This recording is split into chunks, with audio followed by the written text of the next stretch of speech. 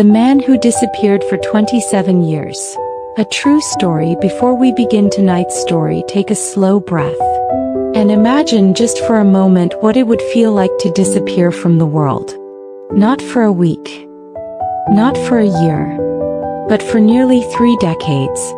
Tonight I'm going to tell you a true story, one of the most mysterious, unbelievable and haunting real-life tales ever recorded. It is the story of Christopher Thomas Knight, a man who vanished at the age of 20 and lived completely alone in the deep forests of Maine for 27 years and 8 months. This is not fiction. This is not based on a movie or a legend. Everything you are about to hear actually happened. People later called him the North Pond Hermit. But behind that strange nickname is a human story of isolation, silence, survival, and a kind of loneliness most of us cannot even imagine. So now, let me guide you into the forest where one man chose to disappear. Christopher Knight was born in 1965, a quiet, introverted boy in a quiet, introverted family.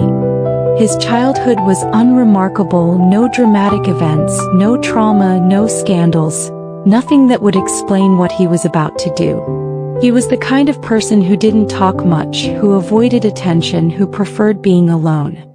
But even then, no one expected him to vanish from the world. In 1986, when he was 20 years old, Christopher bought a small car, gathered a few belongings, and without telling his parents, his brothers, or a single friend, he drove north. He kept driving until the paved road turned into dirt. And the dirt turned into forest. He parked the car near a remote trail, took the keys out of the ignition, locked the doors, and walked away.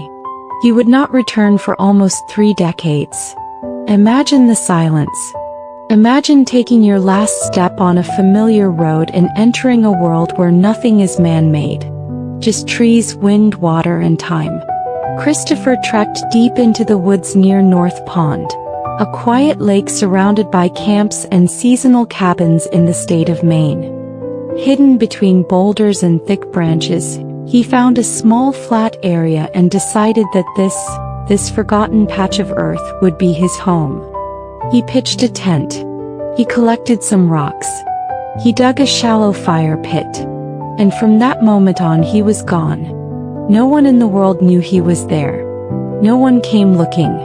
And he made no attempt to leave. He had no phone, no maps, no radio, no way to call for help. He stepped out of society so completely that for 27 years he did not have a single conversation except one accidental hi to a stranger. When later asked why he disappeared, he gave a simple, cryptic answer. I wanted to be alone. I was never comfortable around people. The forest was quiet. But life in the forest was harsh. Brutally cold winters, mosquito-filled summers, storms, hunger, darkness. To survive, Christopher had to adapt. He learned every inch of the forest, every hidden path, every sound the wind made when it passed through the pines. But there was one problem: he had no food. And so, reluctantly, he began to do something he would continue doing for 27 years. He stole. Not in a violent way, not breaking windows or smashing locks. He became a ghost. He moved only at night, slipping silently from his camp, walking through the dark woods until he reached the summer cabins by the lake. He took what he needed: a box of cereal, a pack of batteries, a propane tank, a warm jacket, a book to read. And then he disappeared back into the trees. He left no footprints. He never turned on a flashlight. He memorized the rhythm of patrols and vacation schedules. He became a master of silence. Over 27 years he committed more than 1,000 break-ins, yet not once did anyone see him. To the locals he became an urban legend. Phantom. A rumor adults whispered and children feared. The hermit did it. It must have been that guy in the woods. I swear I heard footsteps outside my cabin. But the truth was far stranger. He wasn't a monster nor a threat. Just a man hiding from the world. Christopher's camp, which police later discovered, was astonishing. A perfectly hidden sanctuary. Tents layered with tarps to keep out the rain, ropes tied between trees to hang clothes, a path worn by decades of footsteps, and shelves built from branches holding pots, pans, radios, books, and food. Everything was placed with precision. Everything had a purpose. He lived like a monk, but with a survivalist's discipline. At night, he would listen to a small radio powered by stolen batteries. He read hundreds of books left behind in seasonal cabins. He watched the moon cycle like a clock. He even studied how to burn calories slowly so that his limited food would last longer. He endured winters by insulating his tent with stolen sleeping bags and placing rocks heated by fire near his bed. He estimated temperatures not by a thermometer, but by the feel of the air on his skin. He learned the exact moment the sun would rise and the exact sound a squirrel makes right before a storm. He became a man of absolute silence, absolute routine, absolute isolation. But isolation has a price. Years passed. Then a decade. And the world around him changed while he remained the same. People bought better locks after noticing missing food. Some installed cameras. But somehow Christopher avoided them all. Until one day in 2013, everything changed. A summer camp near the lake began noticing that someone was entering their food pantry regularly. They installed a high-end security system with a silent alarm. And on a cold April night, Christopher Knight opened the pantry door. A light flickered on. A silent alert was sent. And within minutes an officer arrived. For the first time in 27 years, Christopher was caught. When the officer demanded his name, Christopher answered quietly as though speaking caused him physical discomfort. "My name is Christopher Knight. I've been living in the woods." The officer stared at him. "How long?" he asked. Christopher lowered his head. 27 years. The officer later said it was the most shocking confession he'd ever heard. Because at that moment the legend became a man. When the news spread, the entire state reacted with disbelief. A man had lived in the forest for nearly 3 decades. Without fire in winter. Without doctors. Without interacting with humanity. Without being seen. He had survived by intelligence, discipline, and a near-supernatural ability to remain unseen.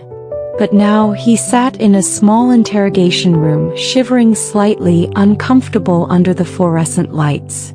Detectives tried to understand him. Why did he disappear? What was his motive?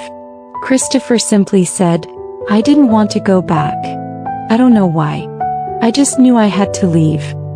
When asked if he ever felt lonely, he replied, "I was never lonely, but I was sometimes bored." A strange, haunting answer. Because loneliness is what we fear most. Yet for him it was silence and peace. Christopher spent a short time in jail, but he wasn't violent and he wasn't dangerous. His crimes were minor thefts done for survival. Psychologists examined him and concluded he wasn't mentally ill. Not schizophrenic. Not delusional. Not suffering from trauma. Just profoundly introverted. So introverted that life among people felt unbearable. After his release, Christopher agreed to counseling and moved into a small cabin far from the woods. But still quiet. A compromise between society and the solitude he once embraced. He doesn't give interviews now. He avoids cameras. He rarely speaks to journalists. He once said, "I don't feel like I belong. I lived in silence for too long. The world moved on without me." And in many ways it did. But the legend of the North Pond Hermit lives on. A symbol of the human desire to escape the noise of modern life. To retreat from everything, to disappear into nature and hear nothing but wind. His story forces us to ask, what do we really need to be alive? People, connection, or silence? And if a man chooses to vanish, is that wrong, or is it simply another way of being human? Tonight, as we finish this true account of Christopher Thomas Knight, remember that he is not a myth, not a character, but a real person who lived a life few could endure and even fewer could understand. 27 years alone in the forest, a lifetime of silence. Thank you for listening to this extraordinary true story. May it remind you of the mysterious, fragile, and complex landscape of the human heart. Good night, and see you in the next story.